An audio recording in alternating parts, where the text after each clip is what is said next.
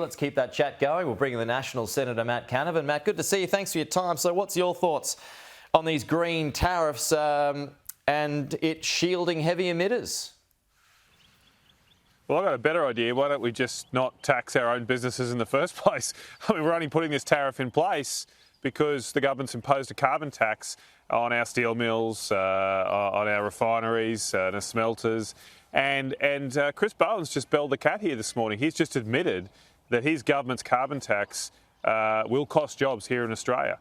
We've been told through the election, while the legislation went through, that there wasn't a problem getting to net zero because businesses are doing it anyway, and we've got all these wonderful technologies, hydrogen, all this stuff's going to fall out of the sky, and nothing will change here in this country. Well, he's just admitted that it will change unless he puts on another big tax, another tariff, to protect our local industries from the damage that their own government has done to them. So why don't we just not put all the taxes in the first place and let business get on with employing people, keeping prices down so we get down the cost of living? The other thing that Chris Bowen's admitted here is that China's not doing anything on climate. That's why he's got to put in the carbon border adjustment mechanism, this new tax. Got to put in another carbon tax because China is themselves not doing anything on climate change. Again, why are we doing this madness? Let's drop net zero, get inflation down and get our economy humming again. But even though the change is being made, do you support it? I mean, the Minerals Council does, the heavy emitters do. Are you in the same camp as them? As I say, we should just get rid of all the taxes. No, I don't support putting on two different layers of taxes. I don't think two wrongs make a right. That's what we're doing. But the second one's a shield. We've got one wrong in the carbon tax imposed. Well, we don't need the shield if we didn't have the weapon that we're inflicting ourselves on. So let's not do that. Because the other problem here with this carbon tariff, and then look, I realise this is sometime in the future, apparently, who knows when. But the other problem we've got as a nation, that we've got to be very careful this is not weaponised against us. I mean, our economy is still a fossil-fuelled economy. Nearly over a third of our exports are coal and gas.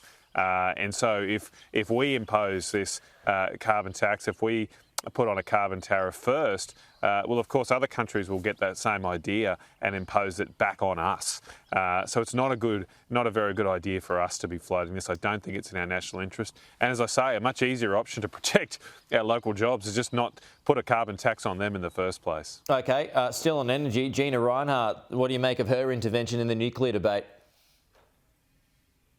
Well, it's just common sense now, and I think the Australian people have woken up to the scare campaign, the desperate scare campaign we see being attempted by the Labor Party. I mean, the Labor Party are out there buying nuclear subs, and we're going to sail these reactors and around our coasts and dock them in our ports. But apparently, it would ruin us all if we were to have one nuclear reactor on shore. People can see this is just crazy. This is really crazy stuff, and they just want their power bills to come down. They're sick and tired of being told by politicians that renewables are the cheapest form of energy, when the more we invest in solar and wind, the higher their power bills go up. So we've got to try something different.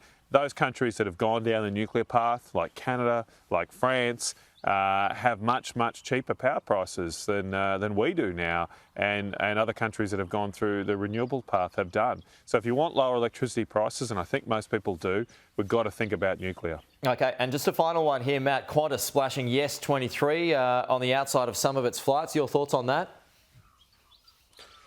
Well, bring it on, because I don't know what these corporates think. They think that they can lecture all the rest of us. They're better than us. I don't think many Australians listen to them. And it was a bit dispiriting to see our Prime Minister there with his head in the clouds yesterday with Qantas, while the rest of us are struggling on the ground. I mean, when is the Prime Minister going to focus on the issue that is most affecting people here, and that's the cost of living and them staying in their own homes? Keeping people above water on their mortgage, that's much more important than hobnobbing with corporate executives in Sydney. OK, Matt Canavan, we'll leave it there. Thanks for your time.